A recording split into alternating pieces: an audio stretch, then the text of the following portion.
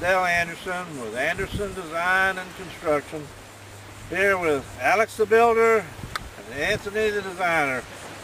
We're going to show you today how a pilot home is constructed. We'll start with the basics of clearing the lot and setting the piles and why you would use pilings instead of a concrete or whatever else foundation you might want to use.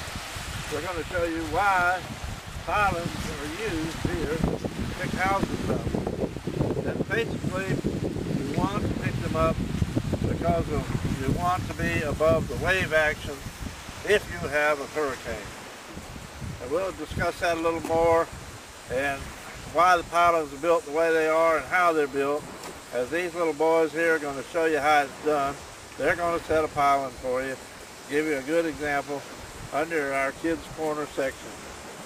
We hope you enjoy this little film, and next week we'll have one on foundations and framing. So we're going to have a continual update of how these things are built. You're going to see some actual footage of houses being built and what it's like to build a piling home and why they're so expensive. Hi folks, we're standing here on this lot and we're thinking about building a house home. The first thing you would do is you would lay the house out, the boundaries of the house, and clear the lot. Anthony, would you show them how you would clear the lot, please? How would you clear this lot? Clear the lot. Show them.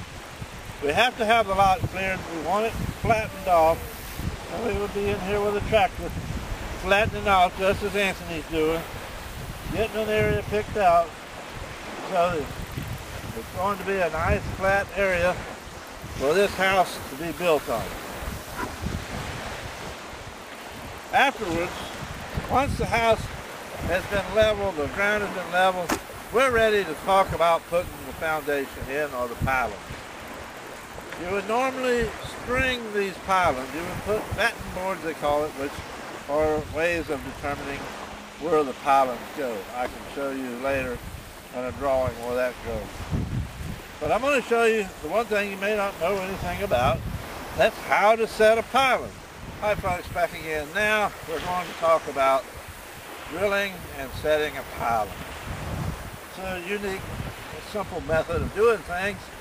And Alex the Builder here is going to show you how you would take an auger and you would drill 8 to 10 foot deep hole to set your piling in. Would you show them, demonstrate that with that auger we have here? Yes, sir. See, this auger will drill you a nice hole and you'll be ready for the piling. Okay, as you can see now, Alex has got the hole augered and we're ready to put in a sleeve. This sleeve we put in there because the sand will slide and shift and it's going to fill up with water when you have a hole that's 8 to 10 feet deep. So we install this sleeve, and then next we will install the piling. Folks, as you can see now, we have the sleeve in the ground and the piling set. It's not driven, so there's no stability to it at all. It has to be driven with a crane with a pile driver. We're going to demonstrate to you how this would be done with our pile driver here. Alex the Builder is going to show you how this is done. Hit it, Alex. Huh? Hit it now. You see, you would force the piling into the ground.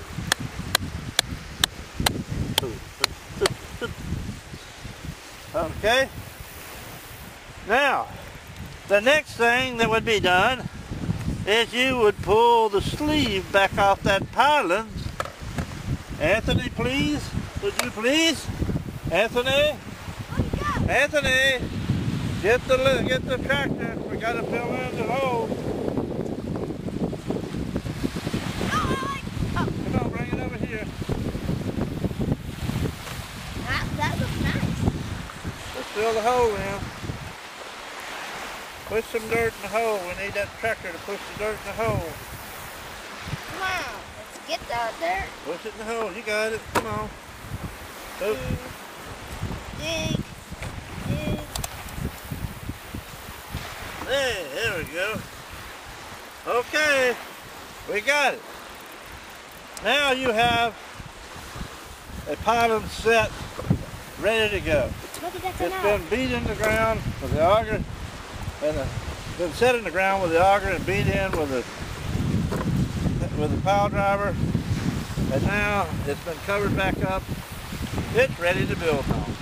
As soon as you set the other 15 or 20 that goes in there. Normally down here in Florida, these pylons will be 16 feet in the ground. A minimum of 16 feet is the code along the coast here. Now you can get into situations where if you're dealing with a government deep and along the coastline here, where you're having to go through the CCL line, the coastal control line, then you're going to have a permit from the state for that, and it's quite expensive. But it takes about 3 or 4 months to get. But at any rate, once you get that, you could build on these pylons. But these pylons here would normally be 16 feet in the ground, and then you would set a concrete girder on top of them and you're ready to go. The beauty of all of this is, if you get a flood coming through here, it's not going to knock this house down, but the pole would be more up like this. Because that pole is set in the ground, and the only thing you may get is what's called scour. As the water runs around the pylon, it would wash some of the sand out, but because of the depth of 16 feet, you're way below the water, the mean high tide, so you wouldn't have to worry about what's underneath there. It's going to stay, and you may have a little bit of erosion around the top, and your home's going to stay and be here for you when you come back after the storm. I've yet to see a house blow away since 2003 when we enacted the latest codes and all the stringent building requirements that are involved in building one of these houses. This is what we call a pylon house type structure. It's not considered to be what you'd want to build if you were building in, say, Tallahassee, Orlando, anywhere in them. This is just along the beach areas or water areas along riverbanks where you're subject to flood. At any rate, I hope we've been of some benefit to you. If you check back next week, we'll show you about how to put the pylons to use for the foundation system. Have a nice day now.